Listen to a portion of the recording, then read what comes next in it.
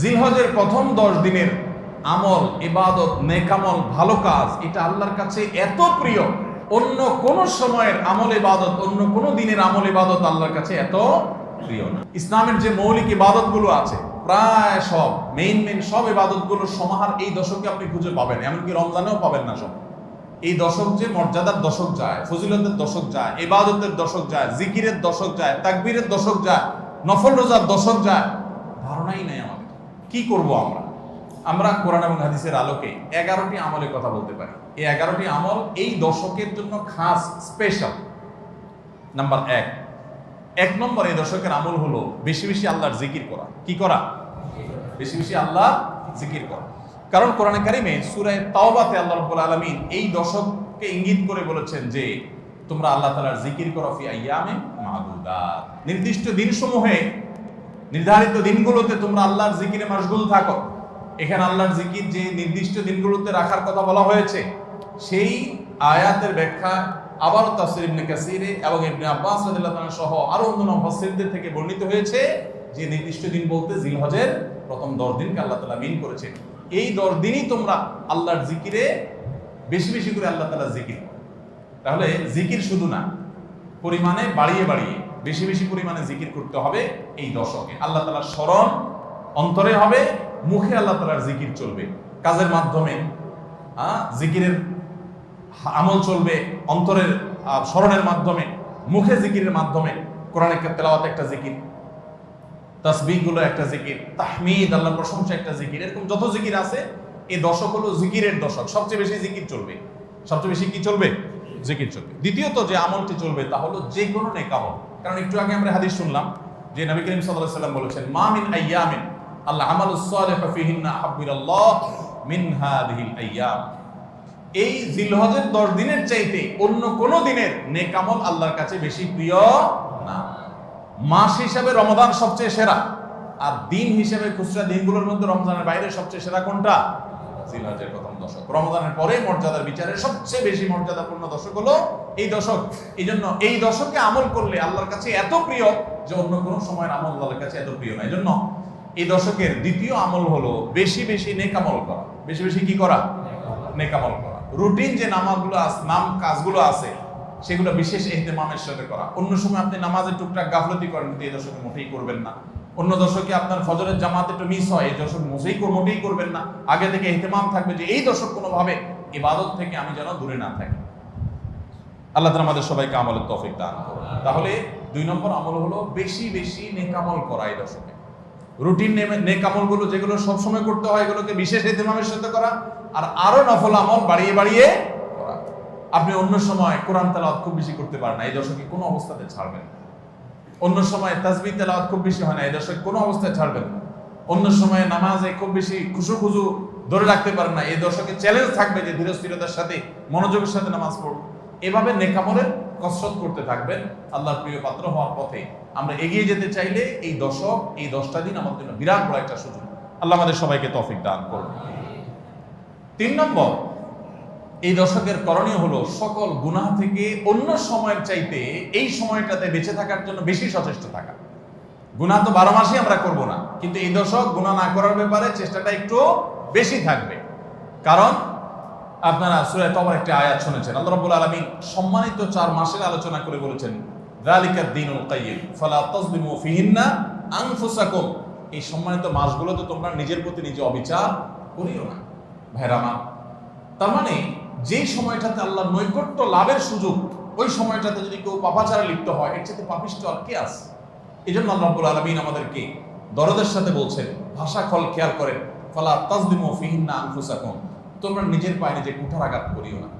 এই 10 দিন না, শুধুমাত্র এই পুরো সম্মানিত 4 মাস, সম্মানিত 4 মাসের ভিতরে টানা 3টা মাস চলছে, জিলকদ, জিলহজ, মুহররম, আরেকটা হলো রজব মাস, রমজান আগের মাস। তাহলে সম্মানিত 4 মাসের মধ্যে এই 10টা দিন আবার বিশেষ মর্যাদাবান। অতএব এই আয়াতটা এখানে আরো বেশি ফিট হবে, অর্থাৎ পাপাচার থেকে বাঁচার জন্য আলাদা কসরত থাকবে। অন্য সময় আমি গুনাহের কাজ করলেও এই দশকে কোনো অবস্থাতে আল্লাহর নাফরমানি করব না। আল্লাহ আমাদের সবাইকে বেঁচে থাকার তৌফিক দান করুন। ভাইরা আমার, তাহলে 3 নম্বর আমল আমরা পেয়ে গেলাম। 4 নম্বর আমল হলো যাদেরকে আল্লাহ তাআলা সামর্থ্য দিয়েছেন তারা হজ করবেন। এই দশক হজের আমলের মাস। আমলের দশক, এই দশকেই তো হজ হবে। অতএব যাদের তৌফিক দিয়েছেন আল্লাহ তাআলা, তারা কি করবেন? হজ করবেন। এটা দশকের আমল। এটা হলো 4 নম্বর আমল। 5 নম্বর আমল হলো যাদেরকে আল্লাহ সামর্থ্য দিয়েছেন তারা এই দশকে কোরবানি করবেন। কারণ কোরবানি এমন একটা আমল, নবী করিম সাল্লাল্লাহু আলাইহি সাল্লাম মদিনা হিজরত করেছেন, এরপর থেকে প্রতি বছরে তিনি কি করেছেন? কোরবানি করেছেন। আল্লাহ নির্দেশ করেছেন, ফাসাল্লি লিরাব্বিকা ওয়ানহার, তুমি তোমার রবের নির্দেশ পালনার্থে নামাজ আদায় করো এবং কোরবানি করো। এই জন্য ঈদুল আজহা অর্থাৎ এই জিলহজের প্রথম দশকের শেষ দিন অর্থাৎ 10ম দিনে কোরবানির আমলটা করা, এটা যাদের সামর্থ্য আছে তাদের জন্য প্রযোজ্য। এই দশকের একটা আমল হলো কি করা? কোরবানি করা। কয়টা আমল গেল? 5টা। 6 নম্বর হলো যাদের কোরবানি করার ইচ্ছা আছে তারা জিলহজের চাঁদ ওঠার আগে আগে জিলকদ মাসের শেষ দিনের মধ্যে তাদের হাতের নখ, চুল, গোফ, অবাঞ্ছিত লোম এগুলো সব কেটে পরিষ্কার করে ফেলবেন এবং এই দশক আর সেগুলোতে হাত দিবেন না। কোরবানি করে তারপরে সেগুলো পরিষ্কার করতে চাইলে করবেন, এই দশকে আর হাত দিবেন না। নবী সাল্লাল্লাহু আলাইহি ওয়াসাল্লাম বলেছেন, মান আরাদা আন ইউদাহিয়া ফালা ইয়াখুয মিন শা'রিহি ওয়া আযফারিহি শাইআ, যে ব্যক্তি কোরবানি করার ইরাদা করেছে, নিয়ত করেছে, সেজন্য তার চুল, নখ এগুলো না কাটে ওই 10 দিন। জিলহজের চাঁদ উঠছে আর কাটবেন না, চাঁদ ওঠার আগে আগে কেটে ফেলবেন এবং কোরবানির পরে যায় কাটবেন, এই 10 দিন বিরত থাকবেন। তবে অন্য আরো বিভিন্ন রিওয়ায়াত থেকে, বর্ণনা থেকে বোঝা যায় যে এই আমলটা শুধু যিনি কোরবানি করবেন তিনি নন, যিনি কোরবানি করবেন না, কোরবানি করার সামর্থ্য নাই, তিনি এই আমল করতে পারেন, তাহলে আল্লাহ তাআলা তাকে কোরবানি করার সওয়াব দান করবেন। এমনকি কোন কোন সালাফ, কোন কোন সাহাবী থেকে আমলও বর্ণিত আছে যে বাসার বাচ্চা কাচ্চা যারা আছে তাদেরকেও এই দশকে চুল, নখ ইত্যাদি কাটতে নিষেধ করেছেন। তাহলে চুল, নখ ইত্যাদি কাটা থেকে বিরত থাকা এই 10 দিন, আগে কাটা এবং পরে কাটা, এই 10 দিন না কাটাকাটি না করা, এটা একটা মুস্তাহাব আমল। এবং প্রায় সব ফুকাহায়ে কেরাম এই ব্যাপারে একমত হয়েছে। মাওসুআ ফিকহিয়া কুয়েতিয়ার মধ্যে লেখা হয়েছে যে ইত্তাফাকাল ফুকাহা, সব ফকিহগণ প্রায় একমত যে এই দশকে যিনি কোরবানি করবেন তিনি তো বটেই, কোরবানি যিনি করবেন না তাদের তরফ থেকেও চুল, নখ এগুলা কাটা থেকে বিরত থাকা মুস্তাহাব। তাহলে 6 নম্বর আমল গেল চুল, নখ ইত্যাদি দশক না কেটে থাকা। 7 নম্বর আমল হলো এই দশকে বেশি বেশি তাকবীর পাঠ করা। এটা তাকবীরে মুতলাক বলা হয়, সাধারণ তাকবীর। আল্লাহু আকবার, আল্লাহু আকবার, লা ইলাহা ইল্লাল্লাহ, আল্লাহু আকবার, আল্লাহু আকবার ওয়া লিল্লাহিল হামদ। এই তাকবীরটা হলো মিন শাআইরিল ইসলাম, এটাকে আমরা করতে পারি। ইসলামের যে নিদর্শনগুলো আছে সেগুলোর মতো করে এই তাকবীরটা আমরা পাঠ করব, এমন ভাবে পাঠ করব যে অলিতে গলিতে, রাস্তাঘাটে সব জায়গায় তাকবীরের ধ্বনি চলতে থাকবে, কারণ ডিস্টার্ব করে না, মৃদু কণ্ঠে সব জায়গায় গুনগুনিয়ে আমাদের মুখ থেকে তাকবীর চলবে। আপনারা অনেকে হয়তো শুনে থাকবেন সাহাবায়ে কেরাম রিদওয়ানুল্লাহি তাআলা আজমাইনের মধ্যে থেকে কেউ কেউ, আবু হুরায়রা রাদিয়াল্লাহু তাআলা আনহু, আরো কোন সাহাবীর আমল বর্ণিত আছে যে জিলহজের প্রথম দশক শুরু হলে তারা বাজারে চলে যেতেন। বাজারে কেন যেতেন ভাই? শুধুমাত্র এই নিয়তে বাজারে যেতেন যে বাজারে গিয়ে অনেক মানুষজন থাকবে, তাদের সামনে গিয়ে উচ্চস্বরে তাকবীর পাঠ করব, আমার তাকবীর শুনে পুরো বাজারে সবাই গুনগুনিয়ে তাকবীর বলে উঠবে, এই উদ্দেশ্যে শুধুমাত্র কোন কোন সাহাবী বাজারে যেতেন এবং যে বলতেন আল্লাহু আকবার, আল্লাহু আকবার, লা ইলাহা ইল্লাল্লাহ, আল্লাহু আকবার, আল্লাহু আকবার ওয়া লিল্লাহিল হামদ। আমাদের বাসা বাড়ি, আমাদের ব্যবসা প্রতিষ্ঠান, আমাদের শিক্ষা প্রতিষ্ঠান, আমাদের চিন্তা চেতনা, মন, মগজ, দেহ, মস্তিষ্ক সবকিছু ইবলিস নানাভাবে আমাদেরকে প্রভাবিত করে রাখছে। ইবলিসের ওয়াজ তো আজকাল আমরা শুনি না। কোরআনে আল্লাহ তাআলা সবচেয়ে বেশি যাকে শত্রু হিসাবে দেখাইছেন সে হলো কে? ইবলিস। তার ব্যাপারে আল্লাহ বলেছেন যে সে আমাদের আদু ও মুবিন, স্পষ্ট শয়তান। আমরা জীবনে কোনোদিন দেখিই নাই, আল্লাহ বলেছেন স্পষ্ট শয়তান। কেমনে স্পষ্ট হলো? আমরা দেখিই না, সে থাকে গোপনে, আল্লাহ বলেছেন স্পষ্ট। ভাইরা আমার, এই জন্য আল্লাহ স্পষ্ট বলেছেন যে শয়তান নিজে দেখা না দিলে কি হবে? শয়তানের শয়তানি সারাক্ষণ আমাদের চোখের সামনে ভাসে, চতুর্দিক থেকে শয়তানি আমরা দেখি না? তো এই শয়তান তার শয়তানি করে করে পরিবেশটাকে আমাদের নষ্ট করে ফেলছে। আমাদের দেশ তরুণ প্রজন্মকে ধ্বংসের দ্বারপ্রান্তে নিয়ে যাওয়া হয়েছে, তাদেরকে দিন থেকে এত দূরে সরাই দেওয়া হয়েছে, কখনো শিক্ষার নামে, কখনো সংস্কৃতির নামে, কখনো বিনোদনের নামে, কখনো খেলাধুলার নামে, কখনো ক্যারিয়ারের নামে, এক এক সময় এক এক নাম দিয়ে আমাদের সন্তানদেরকে আল্লাহি দিন থেকে এত দূরে সরিয়ে ফেলা হয়েছে, আমরা অনেকে এখনো আঁচ করতে পারছি না। ভয়াবহতা কোথায় গিয়ে ঠেকেছে অনেকে অনুমান করতে পারছি না। সমাজ থেকে শয়তানের এই সমস্ত শয়তানির প্রভাব দূর করবার জন্য জিলহজের প্রথম দশকে অলিতে গলিতে রাস্তাঘাটে বাসা বাড়িতে ব্যবসা প্রতিষ্ঠানে সব জায়গায় তাকবীর ধ্বনি উচ্চারিত করতে থাকেন। এই তাকবীর ধ্বনি নীরবে না, সশব্দে, সশব্দে বলতে মানুষকে ডিস্টার্ব করে না, যতটুকু মানুষ সহনীয় হয় মৃদু কণ্ঠে এই তাকবীর গুনগুনিয়ে আমরা গাইতে থাকবো, আওয়াজ করে করে বলতে থাকবো, সর্বত্র এটি ধ্বনিত হতে থাকবে। এই আন্দোলনটা আমার প্রত্যেকটা একটু করতে হবে। রাজি আছি তো ইনশাআল্লাহ? ভাইরা আমার, বাজারে গিয়ে, চায়ের দোকানে, মাছের বাজারে বা খুব জমজমাট বাজারে গিয়ে যদি আপনি হঠাৎ করে তাকবীর দিয়ে উঠেন, আল্লাহু আকবার, আল্লাহু আকবার, লা ইলাহা ইল্লাল্লাহ, আল্লাহু আকবার, আল্লাহু আকবার, ওয়া লিল্লাহিল হামদ, কত মধুর কণ্ঠে এই তাকবীর পাঠ করা যায়। আল্লাহু আকবার, আল্লাহু আকবার, আল্লাহ সবচেয়ে বড়, আল্লাহ সবচেয়ে বড়, লা ইলাহা ইল্লাল্লাহ, আল্লাহ ছাড়া সত্যিকারের কোনো মাবুদ নাই, লা ইলাহা ইল্লাল্লাহ, আল্লাহু আকবার, আল্লাহ বড়, ওয়া লিল্লাহিল হামদ, আল্লাহ বড়, আল্লাহ বড় এবং তার জন্য সমস্ত প্রশংসা। ভাইরা আমার, আল্লাহর বড়ত্ব এটা বলতে গিয়ে আজকাল আমাদের অনেকের হেজিটেশন হয়, আমাদের অনেকের মধ্যে ইতস্তত বোধ হয় যে মানুষের সামনে যায় বলবো, একা একা বলি ঠিক আছে, মানুষের সামনে আবার বলবো কেমন লাগে। এগুলো আমাদের ইমানের দুর্বলতার দলিল। আমার আল্লাহর বড়ত্ব বর্ণনা করতে আমার মধ্যে ইতস্তত বোধ যদি হয়, তো আমার যদি নিমুখ হারাম আর কে আছে আল্লাহর জমিনে? আমি কত আল্লাহ নিমুখ হারাম যে আমরা সারাদিন আল্লাহ আমাদের ভিতরে ডুবে আছি, আল্লাহর বড়ত্বটা জোরে বললে কে কি মনে করবে, আমি এই চিন্তা করছি। তো আমরা ইনশাআল্লাহ এই অচল আয়তন ভাঙবো তো? আমরা ইনশাআল্লাহ এই হীনমন্যতা, এই ইতস্ততা দূর করবো তো ইনশাআল্লাহ? ভাইরা আমার, টার্গেট করে করে বাসায় যাওয়ার সময় মোবাইলে অ্যালার্ম দিয়ে দিয়ে লিখে লিখে রিমাইন্ড করে করে তারপরে আমল করব। মনে থাকবে তো ইনশাআল্লাহ? যেখানে মানুষ আছে একটু জোরে জোরে তাকবীর পাঠ করবো। বাসায় ঢোকার সময় জোরে জোরে পড়তে পড়তে ঢুকবেন, যাতে বাসার সবাই তাকবীর দিয়ে উঠে। হঠাৎ মনে হবে একটু জোরে জোরে করবেন, যাতে সবাই তাকবীর দিয়ে উঠে। পুরো পরিবেশটাকে সেভাবে করবেন। আমি আমার বাসায় এই দশক আসলে সাধারণত মৃদু কণ্ঠে ভলিউমের সবসময় তাকবীরটা চালু করে রাখি, যাতে সবাই মনে হয়। অফিসে কম্পিউটারে এটাকে মৃদু কণ্ঠে চালু করে রাখি, অন্যান্য কাজ করতে থাকি, আওয়াজ চলতে থাকে, যাতে করে যে আসে সে দেখে তার মনে হয় সে আমলটা করতে পারে। তো আমরা এই আমলটা চিন্তা করবো তো ইনশাআল্লাহ? যদি আপনি বাজারে গিয়ে তাকবীর বলেন, আমাদের সমাজের যে অবস্থা, যে অবক্ষয়, দ্বীনি চেতনা দিন দিন যেভাবে হারিয়ে গেছে, আপনার তাকবীর শুনে হয়তো অনেকে হাসবে। হঠাৎ করে যখন বাজারে গিয়ে তাকবীর দিবেন জোরে জোরে, বলবে ব্যাপার কি? কেউ কেউ হয়তো ইশারা করতে, মাথায় হয়তো কোনো সমস্যা আছে, এরকম হতে পারে। হতে পারে কি পারে না? কেন হইতে পারে? কারণ সব গাফেলদের মধ্যে একজন জাকের আসছে, সব গাফেলদের মধ্যে একজন জাকের আসছে। যেখানে সবাই গাফলতিতে নিমজ্জিত, সেখানে একজন জিকিরকারী আসছে।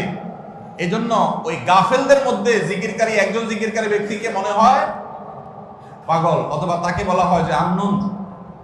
অথচ হওয়া দরকার ছিল মুসলমানদের সমাজে সবাই জাকের, এক দুজন গাফেল, আর আমরা সবাই হয়ে গেছি গাফেল। এই জন্য একজন জিকিরকারী হলে তাকে মানুষ কি করে? উপহাস করে, পাগল মনে করে। ওই যে কোন দেশে নাকি রাজাকে ভবিষ্যৎবাণী করা হয়েছে যে রাজা সাহেব, পাগলা পানি আসতেছে, পাগলা পানি, বন্যার পানিতে যে পানি আসবে এটাতে সব জায়গায় ছড়ায় যাবে, এটা পাগলা পানি, দেশে আর কোনো পানি থাকবে না, এই পানি সবাই খাইতে বাধ্য হবে। আর এই পানি পাগলা পানি নাম এই জন্য দেওয়া হয়েছে, এই পানি যে খাবে সে পাগল হয়ে যাবে। রাজা সাহেব এই ভবিষ্যৎবাণী শুনে পরামর্শ করতেছেন সব মন্ত্রীদের সাথে যে কি করা যায়। দেশের সব মানুষ পাগল হয়ে গেলেও আমার তো অন্তত ভালো থাকতে হবে, আমি পাগল হয়ে গেলে দেশ চলবে কেন? তো সবাই বলতে দিয়েছে, রাজা সাহেব এক কাজ করেন, তাহলে আপনার রাজ বাড়িতে বেশি করে পানি স্টক করে রাখেন, যে পাগলা পানি যখন আসবে, সাধারণ পানি যখন থাকবে না, ট্যাঙ্কিতে আপনার বাসায় পর্যাপ্ত পানি থাকবে, 1-2 মাস চলবে। তো অন্তত আপনি ওই পানিগুলো খাইয়া ভালো থাকলেন, জনগণ সব পাগল হয়ে গেল, আপনি একটু সামলালেন। তো বুদ্ধি অনুযায়ী রাজা সাহেব সব পানির ব্যবস্থা রাখছে এবং বিরাট পানির ট্যাঙ্কি ভরে ফেলছে। ভরার পর এবার সেই পানির ট্যাঙ্কির পানি রাজা সাহেব এবং তার ফ্যামিলির লোকজন খাইছে, এবং যথারীতি জনগণ ওই পাগলা পানি খায়া সব পাগল হয়ে গেছে, আর পাগলের সব কাপড় চোপড় খুলে ফেলছে। এখন সব পাগলরা এসে রাজবাড়ি ঘেরাও করে ফেলছে এবং সবাই মিলে বলতেছে, ওই দেখ কয়েকটা পাগল। কারণ এগুলোর পরনে কাপড় আছে, এগুলো মাথা নষ্ট হয়ে গেছে, এটা পরনে কাপড় পরে রয়েছে কেন? এবার রাজা সাহেব সবার সাথে পরামর্শ করতেছে পরিবার সদস্য যে আমাদের কি করা এখন। সবাই যে আমাদেরকে পাগল বলা শুরু করছে, যদি পাগল বলে মাইদুর দেওয়া শুরু করে দেয় কি করা যাবে? তখন এবার সবাই বুদ্ধি করলো পরিবারের লোকেরা যে তাহলে এক কাজ করা যাক, যে সমাজের সব পাগল থাকে সেখানে আসলে সুস্থ থাকাটা দোষের, আমরাও চলেন পাগলা পানি খেয়ে পাগল হয়ে যাই। এবার তারাও পাগলা খানি খেয়ে পাগল হয়ে গেছে, এবার পাগলে পাগলে মিলছে, আর অসুবিধা হয়নি। এই সমস্ত গল্প হয়তো এর কোনো বাস্তবতা নাই, কিন্তু এই গল্প বলার উদ্দেশ্য হলো যে যেই সমাজে মানুষ সব গাফেল হয়ে যায়, ফাসেকের পরিমাণ বেশি হয়ে যায়, সেই সমাজে একজন বাজারে গিয়ে যখন আল্লাহু আকবার তাকবীর ধ্বনি দিবে, তখন তাকে কিছু লোক পাগল বলাটা সমাজের মানুষের পাগল হওয়ার দলিল। পাগল হওয়া বলতে ফাসেক হয়ে যাওয়া, আল্লাহর জিকির থেকে দূরে সরে যাওয়ার দলিল। কেন? বাজারে যায় যদি কেউ একটু গেয়ে উঠে, মনের সুখে কোনো একটা গান গেয়ে উঠে, তাকে তো কেউ অসুস্থ মনে করে না। তাহলে জিকিরের ক্ষেত্রে এরকম কেন হয়? আপনি যদি বাসে উঠে বলেন আল্লাহু আকবার লা ইলাহা ইল্লাল্লাহ আল্লাহু আকবার ওয়ালিল্লাহিল হামদ, প্রথম কারোর কাছে আনইজি লাগতে পারে। উঠার পর যদি আরেকজন পড়েন, বলবে যে ভাই হাতে কোনো ব্যাগ ট্যাগ তো দেখা যাচ্ছে না, কিছু বেচবে নাকি? টকার নেই কোনো। আপনি যদি যখন সুন্দর করে যারা অবাক হয়ে তাকাবে তাদের যদি বলেন, ভাই এই দশকে আমাদের নবীজি বেশি বেশি করে উচ্চস্বরে তাকবীর পাঠ করতে বলেছেন, আপনারা তো সবাই মুসলমান, আপনাদের সবাইকে স্মরণ করানোর জন্য আমি জোরে জোরে করছি, আপনারা কেউ মনে কিছু নিয়েন না, বাস আলহামদুলিল্লাহ, তাইলে কেচ্ছা কত। তো আমরা এই আমলটা করবো তো ইনশাআল্লাহ। কঠিন আমল, কিন্তু এটাকে জিন্দা করতে পারলে সমাজে সর্বত্র যখন তাকবীরের ধ্বনি ভাসতে থাকবে, শয়তান পালা যাবে ইনশাআল্লাহ সমাজ থেকে। ঘরে যখন সারাদিন তাকবীর ধ্বনি ভাসতে থাকবে, শয়তান পালা যাবে। আল্লাহ আমাদের সবাইকে আমলের তৌফিক দান করুন। জিলহজের প্রথম দশকে এই আমলটা সম্পর্কে নবী করিম সাল্লাল্লাহু আলাইহি ওয়াসাল্লামের ভাষ্য খেয়াল করেন। তিনি বলেছেন, ফাকফিরু ফীহিন্না মিনাত তাকবীরি ওয়াত তাহলিলি ওয়াত তাহমিদ। জিলহজের প্রথম দশক যখন শুরু হয়, তোমরা বেশি বেশি করে তাকবীর পড়ো, বেশি বেশি করে তাহমিদ পড়ো, বেশি বেশি করে তাহলিল পড়ো, অর্থাৎ আল্লাহু আকবার লা ইলাহা ইল্লাল্লাহ আল্লাহু আকবার লিল্লাহিল হামদ, এটা বেশি বেশি করে পাঠ করো, নবী সাল্লাল্লাহু আলাইহি ওয়াসাল্লাম নির্দেশ করেছেন। তাহলে কয় নম্বর আমল গেল? 7 নম্বর আমল, বেশি বেশি করে তাকবীর তাহমিদ তাহলিল পড়া। 8 নম্বর আমল হলো এই তাকবীর তাহমিদ তাহলিলটাই বিশেষভাবে পড়া। 7 নম্বরটা হলো সাধারণভাবে রাত দিন যতক্ষণ পারেন বেশি বেশি পড়বেন, কোনো সময় ফিক্স নাই, এবং 10 দিন ফুল। আর 8 নম্বর আমল হলো এই তাকবীরটাই নির্দিষ্ট সময় নির্দিষ্ট দিনগুলোতে বিশেষভাবে পড়া। সাধারণভাবে তো পড়বেনই, আর বিশেষভাবে পড়বেন। বিশেষভাবে কখন? আইয়ামে তাশরিকে। আইয়ামে তাশরিক কাকে বলা হয় ভাই? জিলহজের 9 তারিখ ফজরের পর থেকে নিয়ে জিলহজের 13 তারিখ আসর পর্যন্ত, জিলহজের 9 তারিখ ফজর থেকে নিয়ে জিলহজের 13 তারিখ আসর পর্যন্ত প্রত্যেক নামাজের পর সবাই যার যার জায়গা, পুরুষরা সরবে আর মা বোনরা বাসা বাড়িতে নীরবে তারা তাকবীর পাঠ করবেন। আল্লাহু আকবার লা ইলাহা ইল্লাল্লাহ আল্লাহু আকবার ওয়ালিল্লাহিল হামদ। প্রত্যেক নামাজের পরে একা একা পড়েন আর জামাতে পড়েন, সর্বাবস্থা। জামাতে পড়লে ইমামের সাথে তাল মিলায় পড়তে হবে জরুরি না, প্রত্যেকে যার যারটা শেষে পড়বেন। মনে থাকবে তো ইনশাআল্লাহ? তাহলে 8 নম্বর আমল হলো আইয়ামে তাশরিক, অর্থাৎ জিলহজের 9 তারিখ থেকে 13 তারিখ পর্যন্ত প্রত্যেক নামাজের পরে তাকবীরগুলো জোরে জোরে পাঠ করতে থাকবো ইনশাআল্লাহ। 9 নম্বর আমল হলো জিলহজের 1 তারিখ থেকে 9 তারিখ পর্যন্ত এই 9 দিনই নফল রোজা রাখা। এই 9 দিনই নফল রোজা রাখা। এই 9 দিন নফল রোজা রাখা সম্পর্কিত একটা হাদিস পাওয়া যায়, এবং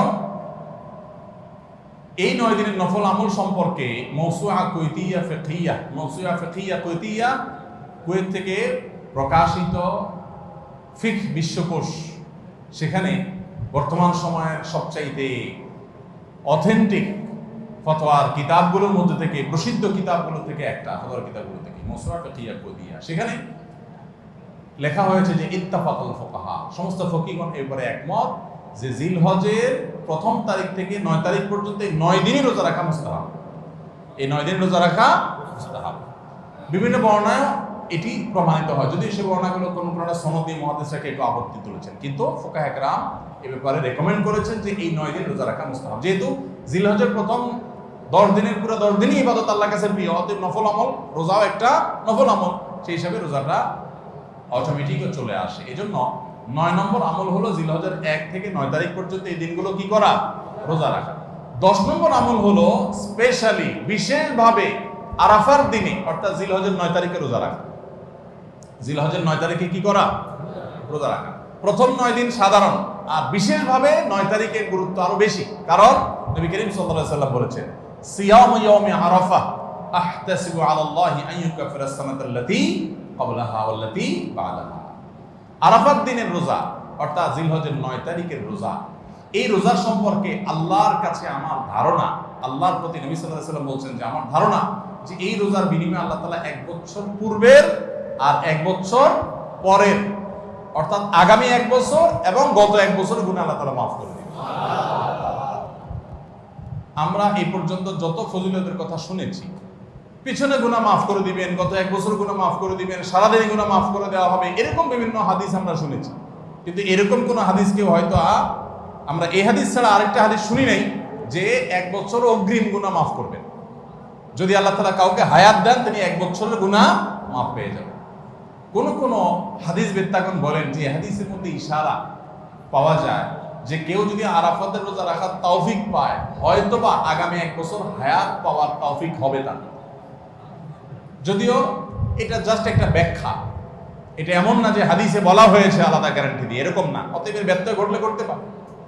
কথা বুঝে আসছে ভাই? তো এই জন্য এই আরাফাত দিনের রোজা এটা আমরা মিস করবো না ইনশাআল্লাহ। তাহলে 10 নম্বর আমল গেল জিলহজের 9 তারিখের রোজা। 11 নম্বর আমল হলো ঈদুল আজহার সমস্ত সুন্নাতগুলো আমল করা। ঈদুল আজহার অনেকগুলো সুন্নাত আছে না, এই সুন্নাহগুলো সবগুলো আমল করা। ঈদুল আজহার যে সুন্নাহগুলো আমল সাধারণত হয় না, গোসল আমরা করি, সুগন্ধি আমরা ব্যবহার করি, আলহামদুলিল্লাহ, অন্য অনেক সুন্নাত আমরা আমল করি, কিন্তু যে সুন্নাতের আমল সাধারণত হয় না তার ভিতরে একটা হলো ফজরের নামাজ মহল্লার মসজিদে এসে পড়া, ভোর রাতে আগে আগে উঠা। অন্য সময়ের চাইতে ঈদের দিন ফজরের মুসল্লি আরো আমাদের মসজিদে কম থাকে, কারণ চাঁদ রাতে তামাশা করে বেড়ায়, ফজর নামাজ মিস হয়ে যায়। তো ইমানদার সেটা করতে পারেন না। ঈদের সুন্নাহটা বিশেষভাবে আদায় করার চেষ্টা করা দরকার, অর্থাৎ জামাতের সাথে ফজর নামাজ পড়া দরকার, আগে আগে উঠা দরকার। ঈদের দিনের সুন্নাতগুলোর মধ্যে থেকে একটা। আরেকটা সুন্নাত আমাদের অবহেলিত, আদায় হয় না, সেটা হলো ঈদুল আজহা হোক আর ঈদুল ফিতর হোক, ঈদের নামাজ মাঠে পড়ার চেষ্টা করা দরকার। কোথায়? মাঠে। মাঠ এখন কম, বিশেষ করে শহর এলাকাতে মাঠ একটু কম, কিন্তু যেগুলো আছে সেগুলোও যদি সঠিকভাবে সবগুলোকে ব্যবহার করা হয় তাহলে অনেক জায়গায় সুন্নাহ জিন্দা হয়। আমরা ঈদের নামাজ মসজিদে পড়ি, কেন পড়ি? একটা অজুহাত দেই, মাঠ কম। এই অজুহাত সব ক্ষেত্রে গ্রহণযোগ্য না এবং সঠিক না। অনেক জায়গায় মাঠ থাকা সত্ত্বেও মানুষ মসজিদে নামাজ পড়ে, কারণ সব মহল্লার মানুষ আলাদা আলাদা নিজেরা একটু মাতবরি করতে চায়। আমরা আবার আরেক জায়গায় নামাজ পড়তে যাবো, আমাদের একটা বাঁকাবাকি থাকে।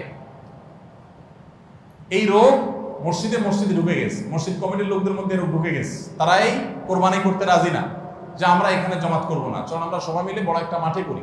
বড় মাঠে কয়েক মসজিদের মুসল্লিরা একসাথে নামাজ আদায় করার যে সৌন্দর্য আছে, এই সৌন্দর্য মসজিদের মধ্যে ঈদের নামাজ পড়ার মাধ্যমে নাই।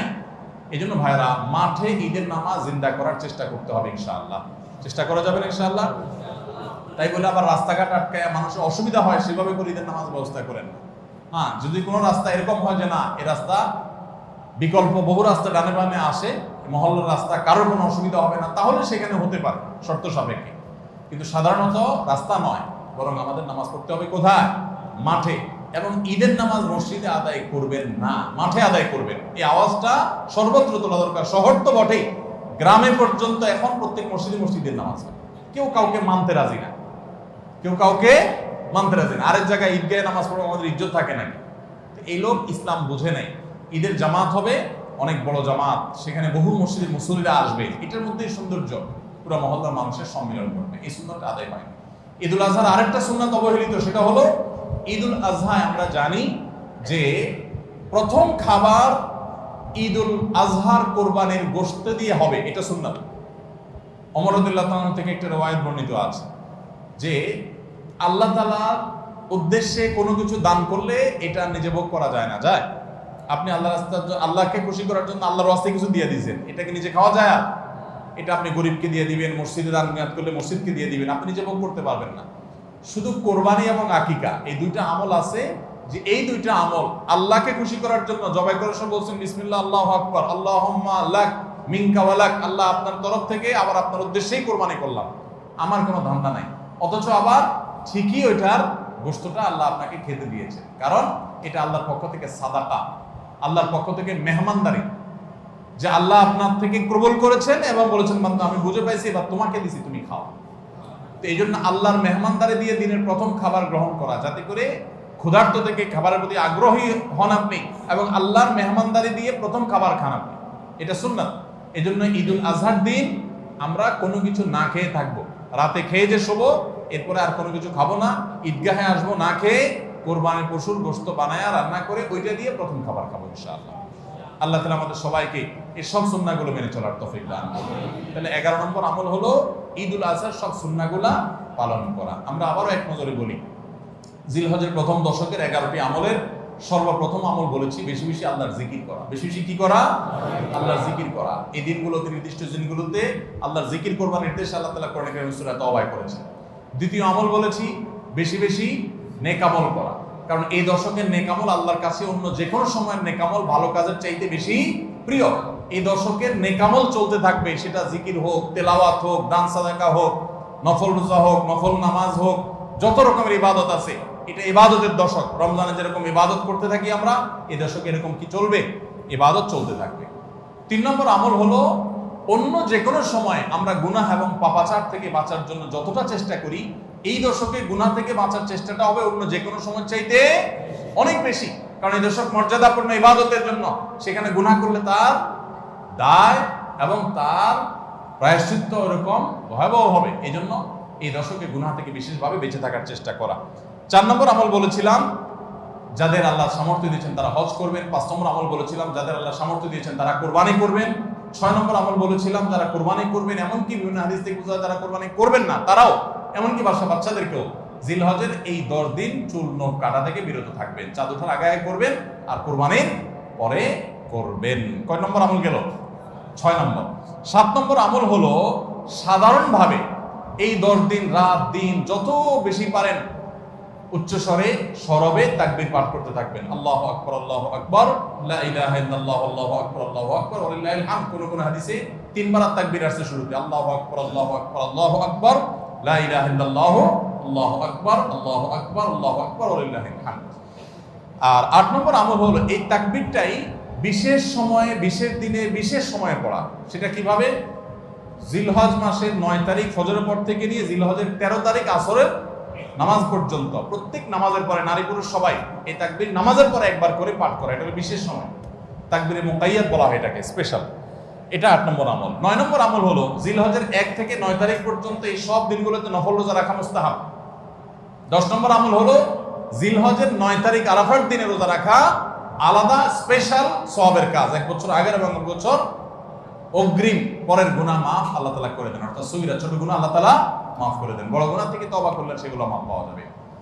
আর 11 নম্বর আমল হলো যে ঈদের দিনে যত সুন্নাহ আছে সব সুন্নাহগুলো সঠিকভাবে পালন করব। আল্লাহ রাব্বুল আলামিন আমাদের সবাইকে জিলহজের এই 10 দিনের ফজিলত এবং মর্যাদা প্রতি মুহূর্তে স্মরণ করার তৌফিক দান করুন।